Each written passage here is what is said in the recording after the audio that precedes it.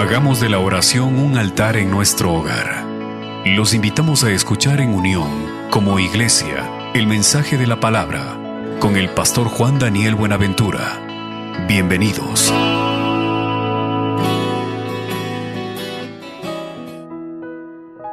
Bendiciones a todos los que me escuchan. Le doy gracias al Señor por darme la oportunidad de estar con ustedes ahí en sus casitas, de permitirnos estar meditando en su palabra. Quiero pedirte el favor que oremos por esta palabra para que sea de bendición a todos los que la escuchen. Acompáñame, Padre. Bendecimos, Señor, tu palabra. Bendecimos, Señor, lo que hoy quieres hablarnos a cada uno de nosotros. Queremos pedirte, Señor, que sea una palabra transformadora, que nos anime, que nos llene de esperanza, de confianza en estos tiempos que estamos viviendo, Señor. Que a través de esta palabra, Señor, se llene nuestra vida de valor también, para predicar, para hablar a otros que no te conocen, para otros que no tienen esta esperanza en la cual reposamos hoy.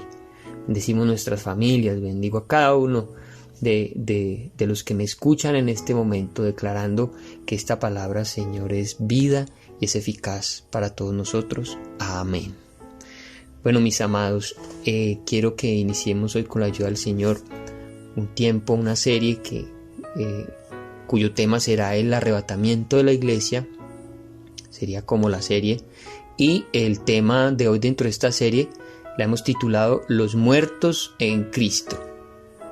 Así la hemos llamado, los muertos en Cristo. Y para nuestro estudio vamos a estar basándonos en la primera epístola que escribió el apóstol Pablo a los tesalonicenses.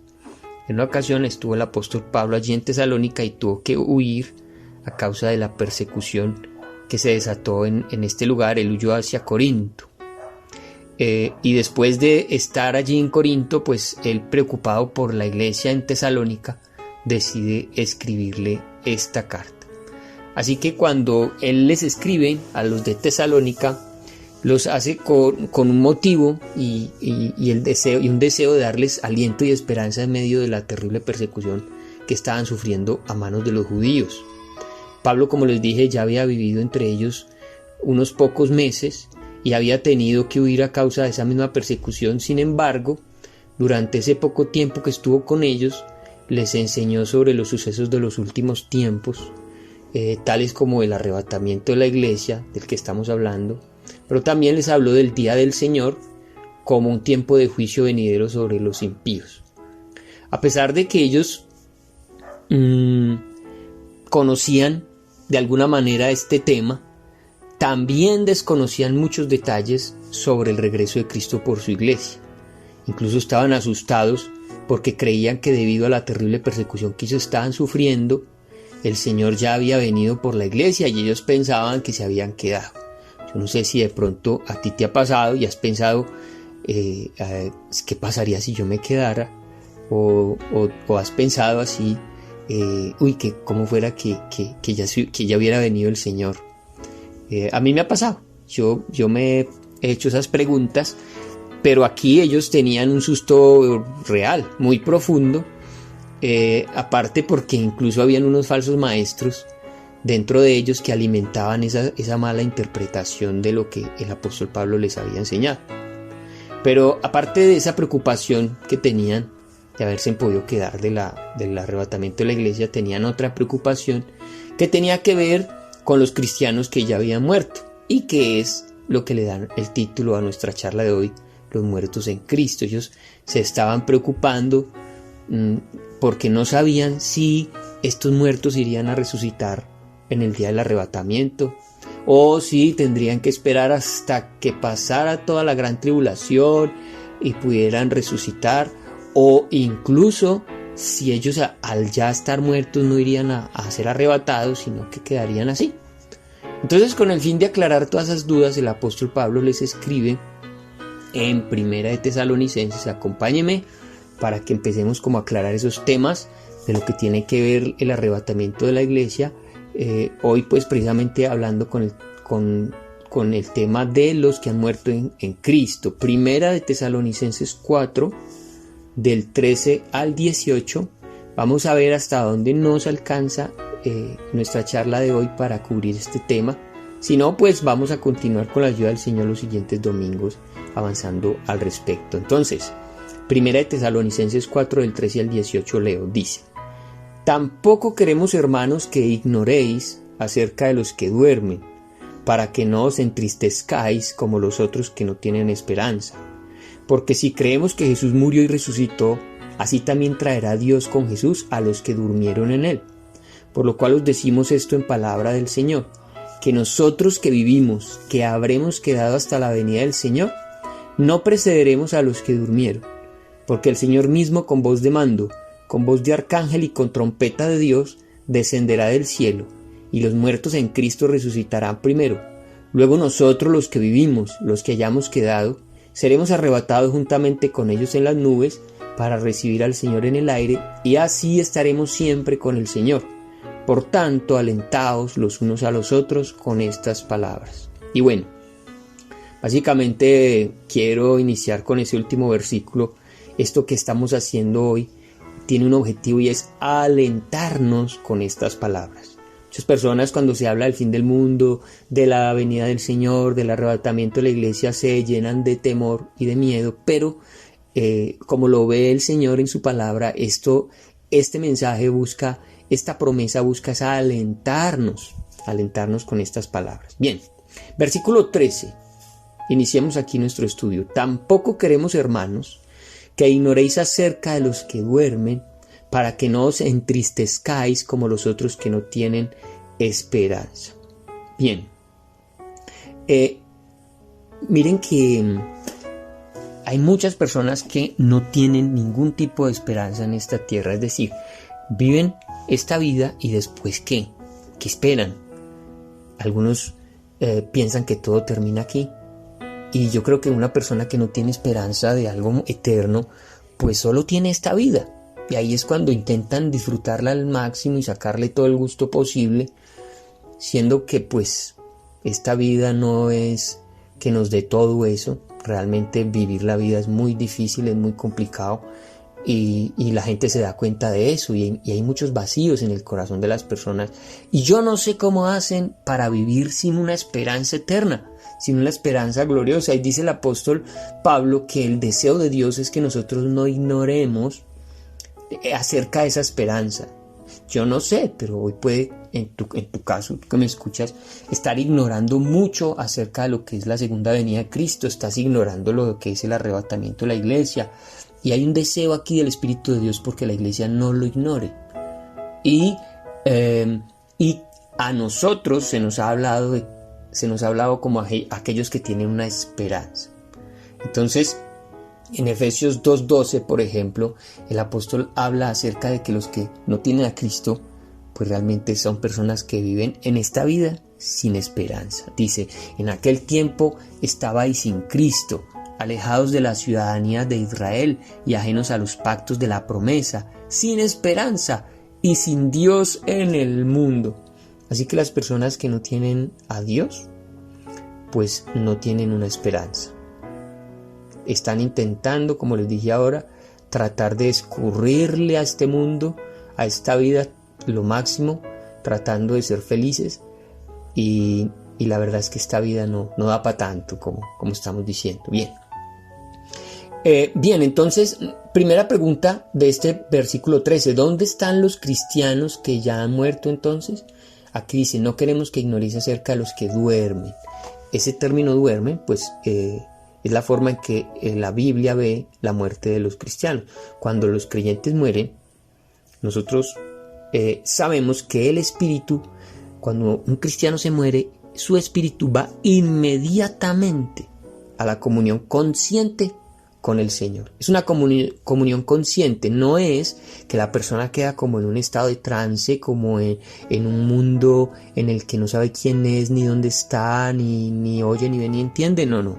Según la palabra, una vez que la persona muere, un cristiano muere, inmediatamente parte a estar con el Señor. Mientras su cuerpo, que queda aquí en la tierra, duerme temporalmente en la tumba. El estado del cuerpo es de sueño. El estado del alma es de conciencia en la presencia del Señor. Y esas almas de estas personas están a la espera del arrebatamiento de la iglesia. Mientras el cuerpo duerme, el alma está con el Señor. 2 Corintios 5, del 6 al 8, el apóstol Pablo dice allí: así que vivimos confiados siempre, y sabiendo que entre tanto que estamos en el cuerpo, estamos ausentes del Señor. Es decir, mientras estamos con vida en este cuerpo, el alma está dentro del cuerpo, por lo tanto está ausente del Señor. Pero, dice el versículo 8, pero confiamos y más quisiéramos estar ausentes del cuerpo y presentes al Señor. Allí vemos claramente que cuando el alma se ausenta del cuerpo, entonces aparece en la presencia del Señor. Esa es nuestra esperanza. El cuerpo queda en un sueño, el cuerpo físico, pero el alma está delante del Señor. Filipenses 1, 21, 23 y 24 dice: porque para mí el vivir es Cristo, dice el apóstol Pablo, y el morir es ganancia. O sea que morir no significa que todo termina, no. El decir que es ganancia es porque algo mejor comienza, ¿lo entendemos? Versículo 23, porque de ambas cosas estoy puesto en estrecho, teniendo deseo de partir y estar con Cristo, lo cual es muchísimo mejor. Una vez más noten que una vez que la persona muere, que parte de esta tierra, ¿a dónde va? A estar con Cristo. Y el apóstol dice, eso es muchísimo mejor. Versículo 24, pero quedar en la carne es más necesario por causa de vosotros. Noten entonces que mientras haya vida en el cuerpo, el alma estará dentro del cuerpo y estará ausente de Dios, pero, como lo dice el apóstol Pablo, es necesario que él estuviera en la tierra para tener relación con los creyentes o con las personas a las cuales él está evangelizando. Entonces estas declaraciones nos están enseñando que cuando los creyentes mueren, van de manera consciente a la presencia del Señor. Porque ¿cómo es posible? Y es una pregunta bien interesante. ¿Cómo ven ustedes esto? ¿Cómo es posible que estando vivos en la tierra nosotros tengamos una comunión consciente con Jesús? ¿O no? Tú tienes una comunión consciente con Él. Tú le hablas, tú pasas tiempo con Él, tú oras, tú cantas al Señor, te relacionas con Él. Eso es consciente. Pero ¿cómo es posible que si estando vivo, estando en la carne, tenemos una relación consciente con Él, ahora que hemos muerto no la vamos a tener?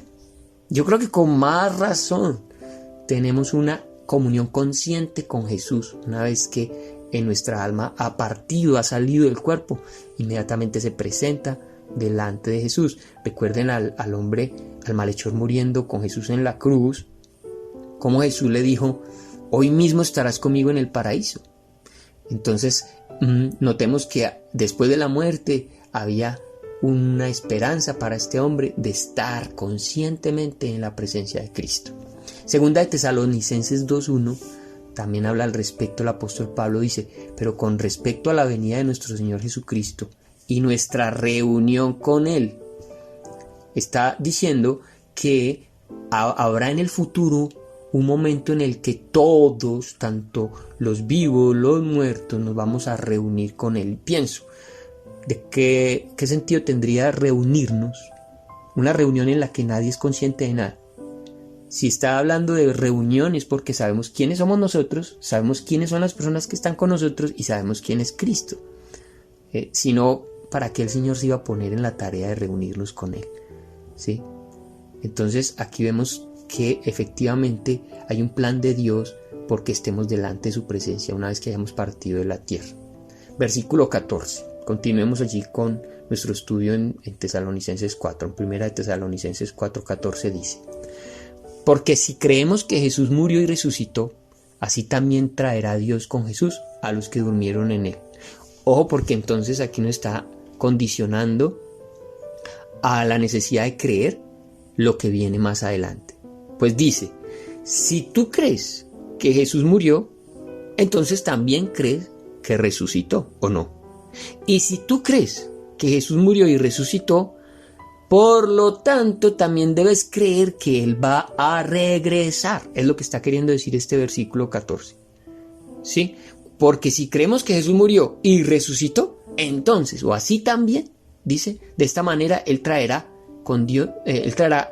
traerá Dios con Jesús a los que durmieron con Él. ¿A qué se refiere este versículo?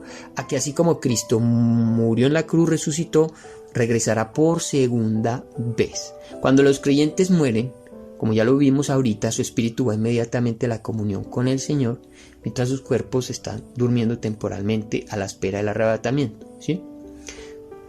La muerte de Cristo fue la que permitió que esos creyentes pudieran tener una relación con el Señor después de muertos. Permitió que la muerte para el creyente fuera un sueño, ¿sí?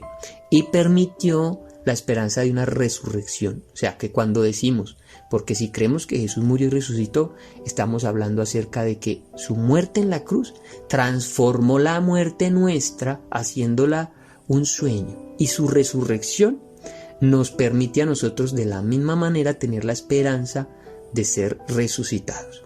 Por lo tanto, también saber que Él va a regresar por su iglesia. Quiero que quede muy claro la doctrina de los cristianos. No solo creemos que Jesucristo murió en la cruz y resucitó, también creemos que Él va a volver por su iglesia, lo que hemos llamado el arrebatamiento de la iglesia, ¿sí? Quiero que tú entiendas que la Biblia, eso es lo que enseña la Biblia. Si tú no crees en la Biblia, bueno, pues sí, lógico, no vas a poder creer en todo esto del arrebatamiento y lo que habla la palabra de Dios acerca de Jesús.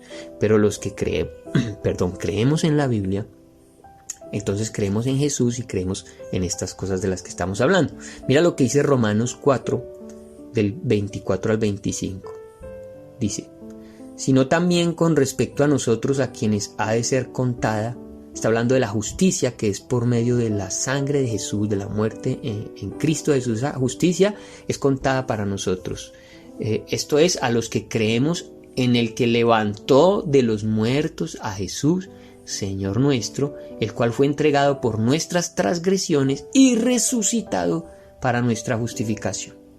Entonces estos versículos lo que buscan es apoyar el hecho de que se necesita fe para estas tres cosas, amados. Fe en que Jesús murió en la cruz, fe en que Jesús resucitó en la cruz y fe de que Jesús volverá. Mira cómo también lo dice Juan en el versículo, es Jesús hablando en Juan 14, 19. Jesús dijo, porque yo vivo, vosotros también viviréis. Una promesa de resurrección. En 1 Corintios 15, 23 dice el apóstol Pablo, Dios que levantó al Señor, también a nosotros nos levantará con su poder. Bien, creo que ahí queda claro este versículo 14 en torno a los tres elementos de fe que necesitas tener. Creer que Jesús murió en la cruz, que resucitó y que volverá por ti, que volverá por la iglesia. Dice ese versículo también después de estas tres partes, traerá Dios con Jesús a los que durmieron en él. Con esta frase el apóstol Pablo está asegurando que los otros creyentes, los que ya habían muerto y por los que estaban preocupados los de Tesalónica, porque seguramente la mamá había muerto, el hermano, la esposa o el esposo, y se estarían preguntando dónde estarán, los volveré a ver, será que ellos van a ser arrebatados, en fin. Entonces aquí el apóstol está dando una noticia muy buena, les está diciendo que traerá Dios con Jesús, los traerá a los que durmieron en él. Significa que el Señor va a venir con ellos, según estamos estudiando y vamos a ver más adelante, va a venir con ellos hasta las nubes. Por eso dice, traerá Dios con Jesús a los que durmieron en él. ¿Hasta dónde los va a traer? Hasta las nubes. ¿Qué traerá? Sus almas. Recuerden que sus almas están con él. Los va a traer hasta las nubes, y allí en las nubes recibirán un nuevo cuerpo con el que pasarán la eternidad. Entonces estas personas que han muerto, sus cuerpos están en un periodo de sueño. Quizás para este momento los que han muerto hace muchos años pues ya son polvo, pero aún así el Señor va a resucitar, va a sacar de la tierra su ADN, va a transformar ese ADN en un cuerpo nuevo, un cuerpo glorioso, y estas personas que están siendo resucitadas subirán hasta el aire, subirán sus cuerpos y allí tomarán sus almas, y ahora van a tener un cuerpo, esas almas van a tener un cuerpo con el que van a vivir por la eternidad. Bien, aunque te suene sorprendente esto, es lo que la palabra del Señor nos enseña. Mira cómo dice Juan capítulo 14 del 1 al 3, dice aquí el Señor Jesús: no se turbe vuestro corazón, creéis en Dios, creed también en mí. En la casa de mi Padre muchas moradas hay. Si así no fuera, yo os lo hubiera dicho. Está diciendo el Señor: yo para qué les voy a enredar con mentiras, con cuentos. Lo que les estoy diciendo es verdad. Voy a ir, pero voy a volver. Voy a ir a prepararles un lugar para cada uno de ustedes. Y es verdad, porque si no, no se los estaría diciendo, dice Jesús. Voy a preparar lugar para vosotros.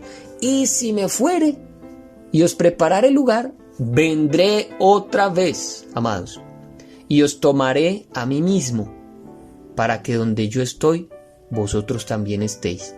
Así que ese es el arrebatamiento de la iglesia. Él va a venir, no solo por los que estén vivos en ese momento, sino, como estamos diciendo, por los que incluso ya están muertos, pero van a resucitar. El Señor los va a tomar y les va a entregar un cuerpo nuevo con el cual van a pasar toda la eternidad. Este fenómeno de resurrección no es un fenómeno extraño en la palabra de Dios. Hay un texto, de pronto el más extraordinario, pienso yo, que hable acerca de la resurrección, el que pasó en el momento justo de la muerte de Jesús en la cruz. Mateo 27, del 52 al 53, dice la palabra de la siguiente manera: y se abrieron, una vez que Cristo, justo los versículos anteriores hablan de que Cristo murió, que cuando Cristo murió, en el segundo siguiente, en el minuto siguiente, dice: y se abrieron los sepulcros, y muchos cuerpos de santos que habían dormido se levantaron, y saliendo de los sepulcros, después de la resurrección de él, vinieron a la santa ciudad y aparecieron a muchos. Es decir, que muerto Jesús, se levantan, están 3 días, no sabemos en dónde, pero después de que Él resucita al tercer día, estas personas salen de su lugar donde están como escondidos, seguramente no debe ser fácil haber resucitado, y se aparecen en Jerusalén a muchas personas. Aquí la palabra está dando una evidencia de que perfectamente un creyente, que es como lo llama un santo, que había dormido, que estaba muerto, su alma regresa, toma ese cuerpo. Ahora, ese cuerpo que es resucitado, pues no es el mismo con el que resucitaremos al final de los tiempos, porque estas personas murieron. Lo mismo que Lázaro. Ustedes recuerdan que Lázaro resucitó, Jesús resucitó a Lázaro, pero Lázaro unos años después volvió a morir, ¿sí? Y ese cuerpo está aquí en la tierra, su alma está en el cielo. Pero miren cómo este fenómeno de la resurrección no es algo extraño, ha ocurrido antes ya, y es lo que se está esperando para todos. Mira, si tú tienes una persona cristiana, un familiar tuyo murió en Cristo, debes saber que esa persona al final de los tiempos se levantará cuando el Señor venga por su iglesia. Eso debe darte a ti una esperanza gloriosa, una alegría, saber que vas a volver a encontrarte con esa persona, a diferencia de los que mueren sin Jesús. Cuando una persona sin Cristo muere, no les podemos decir a los familiares que tienen esa misma esperanza. Es decir, irán al infierno. Ya, si la persona que vive va al infierno, pues probablemente se lo encuentre allá. Pero una persona que muere sin Cristo no tiene esta esperanza. Esa persona está en el infierno y no tendrá la oportunidad de ser resucitado cuando el Señor venga por su iglesia. Versículo 15. Por lo cual os decimos esto en palabra del Señor, que nosotros que vivimos, que habremos quedado hasta la venida del Señor, no precederemos a los que durmieron. Ahora el apóstol Pablo nos está hablando de un segundo grupo. Empezó hablando de los que duermen, de los que han muerto en Cristo. Ahora nos está hablando de un segundo grupo, los que estén vivos. Para ese momento él se considera alguien que probablemente sea arrebatado, es decir, le está esperando el arrebatamiento de la iglesia. Él comienza diciendo: por lo cual os decimos esto en palabra del Señor. ¿Qué significa eso en palabra del Señor? Pues significa que Dios reveló personalmente a Pablo estas palabras. Este misterio no es algo que Pablo se inventó del pensamiento, de la imaginación de Pablo. No, él claramente está diciendo, esto que voy a decir es palabra del Señor, es revelación de Dios. Una revelación que él incluso llamó misterio. ¿Por qué llamó misterio? Porque si tú miras en el Antiguo Testamento no hay ninguna evidencia acerca del arrebatamiento de la iglesia. No aparece. Aparece solamente en el Nuevo Testamento, aquí con el apóstol Pablo en Tesalonicenses, con el apóstol Pablo también en 1 Corintios, y Jesús en Juan 14, que habla acerca de que Él va a volver. De resto en la Biblia no hablan nada más al respecto, pero aquí específicamente Él está descubriendo este misterio. Es algo nuevo para la iglesia, es una nueva revelación. Por eso lo llama misterio. ¿Dónde lo llama misterio? Acompáñame, 1 Corintios 15, 51 al 52. Recuerda que te dije que este tema del arrebatamiento de la iglesia aparece en el Nuevo Testamento claramente en 1 Tesalonicenses 4, aquí también en 1 Corintios 15, en Juan 14. Hay otra mención en Tesalonicenses también, pero son los puntos claves. Entonces en este punto clave en 1 Corintios 15, versículos 51 al 52, lo llama un misterio. El apóstol Pablo dice, he aquí os digo un misterio. No todos dormiremos, pero todos seremos transformados. Es decir, no todos van a morir, no todos van a estar muertos cuando el Señor Jesucristo venga por su iglesia, no. Pero sí todos, tanto los vivos como los que ya murieron, seremos transformados en un momento, en un abrir y cerrar de ojos, o sea, en un parpadeo, amados. Este cuerpo mortal que tenemos será transformado en un cuerpo inmortal, y en ese mismo parpadeo los que están resucitando estarán recibiendo un cuerpo nuevo. Dice, a la final trompeta, porque se tocará la trompeta y los muertos serán resucitados incorruptibles, es decir, no volverán a morir, y nosotros seremos transformados. ¿Nosotros quiénes? Los que estemos vivos. Que nosotros que vivimos, dice el apóstol, que habremos quedado hasta la venida del Señor, no precederemos a los que durmieron. Aquí el apóstol Pablo entonces está mencionando, como les dije ya, dos grupos de personas. Un grupo de personas que viven en el momento del arrebatamiento, otros que ya habrán muerto para ese momento. Pero según leemos, el apóstol está convencido que él estaría con vida para el arrebatamiento, y también nosotros sabemos por sus cartas que él esperaba diligentemente ese momento. Hay muchas otras partes en donde él habla acerca de que él está preparándose para ser arrebatado. Ya es al final de su ministerio, cuando por ejemplo escribe a Timoteo que ya el Señor le ha dicho, mira, tú vas a morir mártir, vas a entregar tu vida por mí. Y ya para ese momento él cambia su lenguaje, lógicamente ya tiene de parte de Dios una revelación, él ya sabe entonces que va a morir. Pero mientras no sabía esto, él estaba convencido que él iba a ser arrebatado con la iglesia para ese momento, ¿sí? Pero algo muy importante que aprendemos del apóstol Pablo, aquí en este versículo, en estas pequeñas palabras, es ver que para él el arrebatamiento de la iglesia era un evento que él estaba esperando diligentemente. Él lo está esperando diligentemente, y también no lo está viendo como un evento incierto o distante, pues tanto que él cree que lo va a ver. El tema es que hoy en la iglesia hay muchas personas que, a diferencia del apóstol Pablo, no creen en un arrebatamiento. No creen, a pesar de que la Biblia lo está hablando aquí.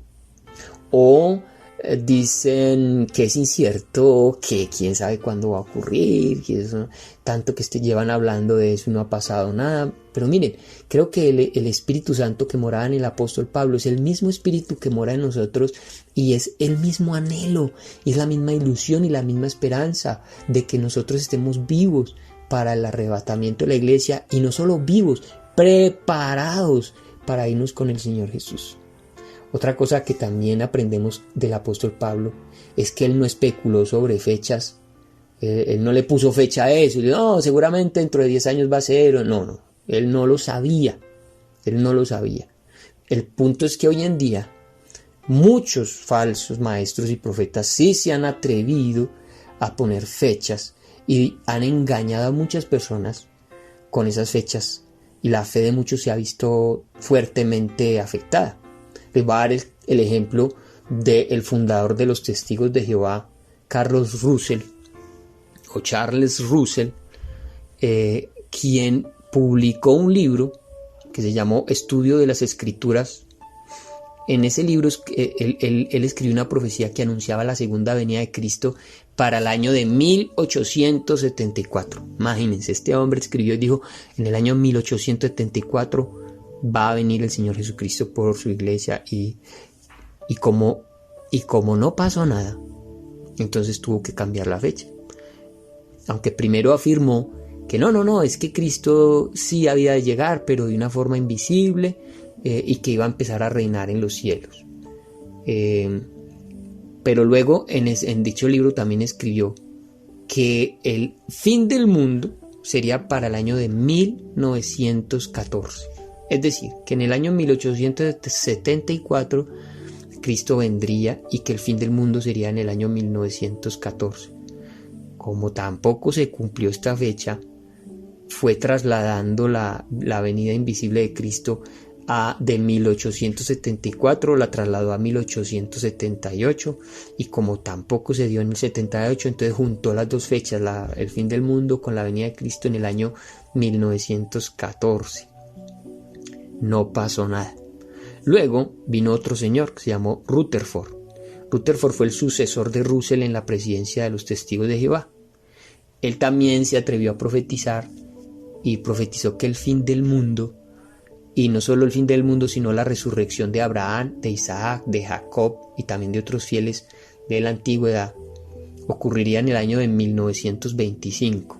Entonces ya no era 1914, ahora era 1925, y como esta tampoco ocurrió en esta fecha, entonces los Testigos de Jehová publicaron en el año 1966, en un libro que se llama Vida Eterna en Libertad de los Hijos de Dios, publicaron que el fin del mundo sería para el año de 1975. Amados, pasó el año de 1975 y no pasó nada. A estos hombres se les olvidó lo que Cristo enseñó en Mateo 24:36. Recuerden ustedes que la palabra dice que cuando alguien profetice algo y lo que profetice se cumple, ese es un verdadero profeta. Que cuando alguien profetice algo y sea falso, debemos señalarlo como un falso profeta. Por lo tanto, que los fundadores de los Testigos de Jehová son falsos profetas. Por lo tanto, y lo que hemos aprendido también acerca de lo que creen en Jesús, no podemos declarar que son una doctrina verdadera. Por el contrario, es una falsa doctrina. Han mentido. Se les ha olvidado lo que dijo Jesús en Mateo 24:36, que dice: pero del día y la hora nadie sabe, ni aun los ángeles de los cielos, sino solo mi Padre. Y en Mateo 25:13, un poquito más adelante, dice Jesús: velad pues, porque no sabéis el día ni la hora en que el Hijo del Hombre ha de venir. Por eso, amados, hoy hacemos bien en prestar atención y en seguir el ejemplo que nos ha dado el apóstol Pablo.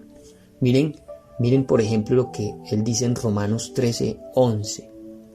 Y esto, conociendo el tiempo, que es ya hora de levantarnos del sueño, porque ahora está más cerca de nosotros nuestra salvación que cuando creímos. La noche está avanzada y se acerca el día. Desechemos pues las obras de las tinieblas y vistámonos las armas de la luz. Eso es lo que nos está aconsejando el Espíritu Santo a través del apóstol Pablo, que debemos levantarnos del sueño, del letargo. Nosotros estamos pensando que nos vamos a quedar toda la vida en esta tierra, y nosotros no estamos para vivir la vida en esta tierra. La vida en esta tierra va a terminar, y va a terminar bien sea cuando tú mueras o cuando el Señor Jesucristo venga. Y dice el apóstol, si Él se atrevió a decir hace 2000 años que estaba más cerca nuestra salvación de cuando creímos, pues ¿qué podemos decir ahora nosotros 2000 años después?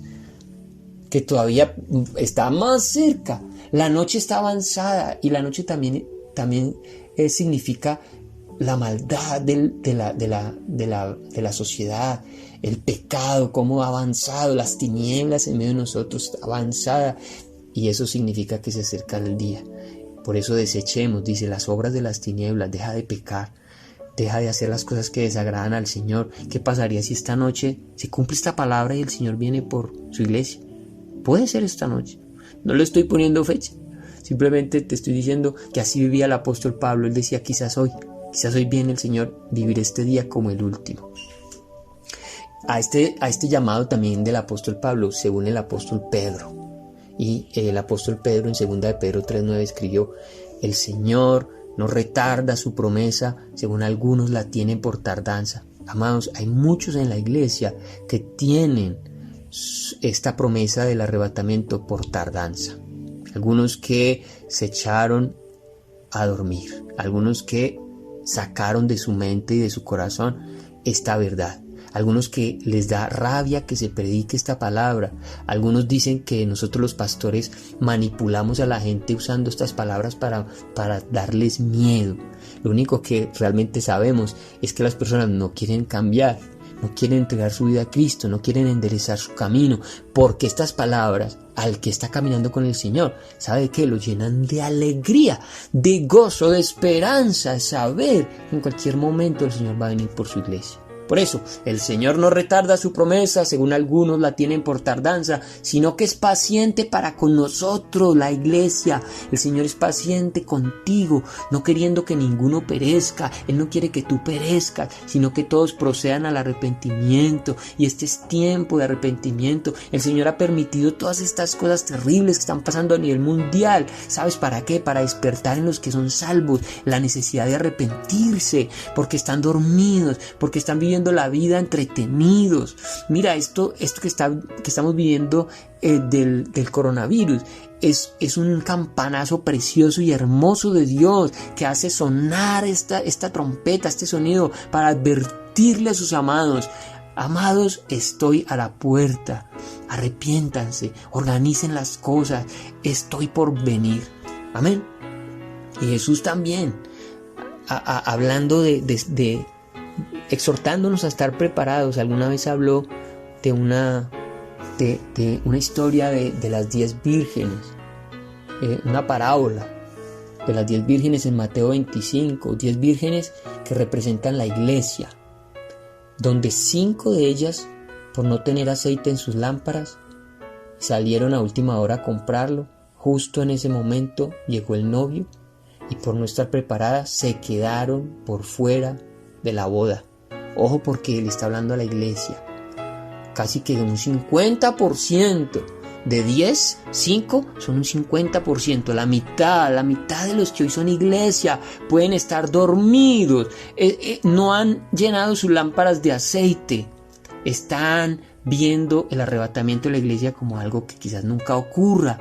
Ya muchas iglesias, incluso cristianos, ya comenzaron a predicar que no, que es que eso no es así, que se ha malinterpretado, que no sé qué. Amados, no. Están durmiendo. Están dejando de echarle aceite a sus lámparas. ¿Qué dice Jesús ya para terminar? Mateo 25, del 10 al 11. Pero mientras ellas iban a comprar, vino el esposo, y las que estaban preparadas entraron con él a las bodas, y se cerró la puerta. Después vinieron también las otras vírgenes diciendo: Señor, Señor, ábrenos. Mas él respondiendo dijo: de cierto os digo que no os conozco.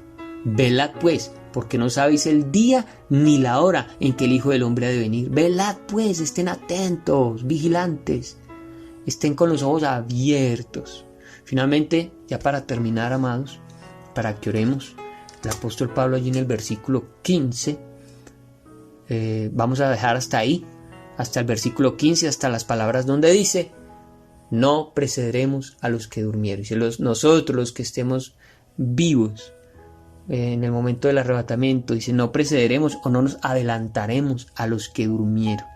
Y aquí el apóstol Pablo entonces está tranquilizando a los tesalonicenses, diciéndoles: tranquilos, que los que han muerto no se van a perder el arrebatamiento. Ellos están incluidos también, porque mientras ellos resucitan, porque primero van a resucitar ellos, nosotros seremos arrebatados. Dios va a permitir que los sepulcros se abran y ellos asciendan al cielo y reciban estos cuerpos de los que estamos hablando. Dice, no habrá precedencia de los vivos sobre los muertos, ni tendrán ventaja los vivos sobre los muertos, no. Quienes mueran antes del arrebatamiento no serán inferiores en ningún sentido a quienes estén vivos. Porque muchas personas pueden decir, este se murió, sería por su pecado, sería que no era muy fiel. No, si murió en Cristo, tranquilo, no hay problema. También va a resucitar, también va a recibir su cuerpo, también va a ser arrebatado. Así que todos los cristianos, de todas las épocas, de todas las historias, de todos los países del mundo, ese día participarán del arrebatamiento de la iglesia. ¿Quieres participar tú de ese arrebatamiento? Te invito, hagas una oración conmigo en este momento. Te invito a no perderte lo que continúa de este estudio. Espero que lo que hasta donde hemos podido llegar haya sido de bendición para ti, haya aumentado tu fe. Me encantaría que esto te lleve a preparar maletas. Me encantaría que esto te lleve a tener una esperanza gloriosa y gozosa de saber que el Señor viene por ti.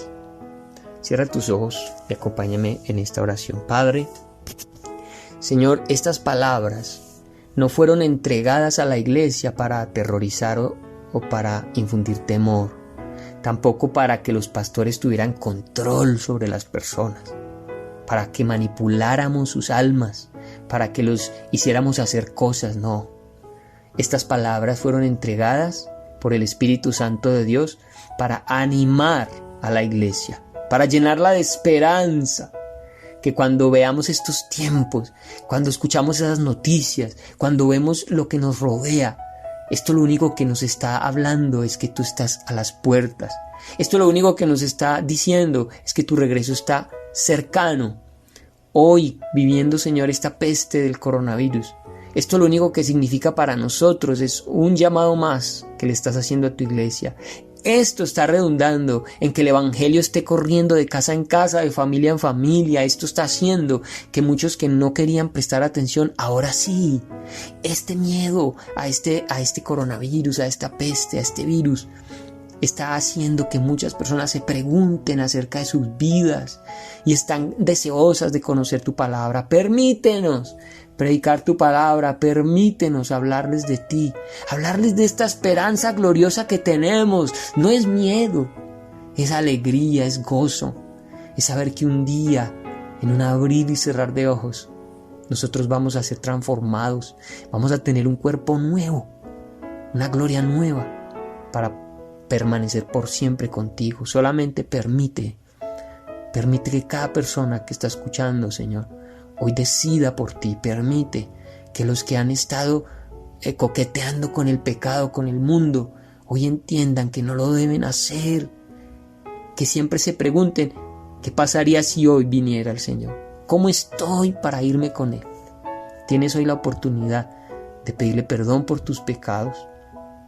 Tienes hoy la oportunidad de hacer las paces con Él, de organizar las cosas, de tener tus maletas listas, de estar velando, como lo hacía el apóstol Pablo, aunque hace 2000 años murió, pero él vivió como si fuera a ser arrebatado. Vive tú también.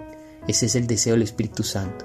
Padre, que tu iglesia viva esta expectativa de tu regreso, en el nombre de Jesús. Gracias, Señor.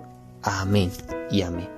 Amados, Dios me los bendiga. Gracias por haber escuchado, haber atendido este tiempo. Nos escuchamos el jueves con el tema de Lucas y el próximo domingo, si es voluntad de Dios, continuaremos con este tema en Tesalonicenses. Dios los bendiga, Dios los guarde, un feliz día.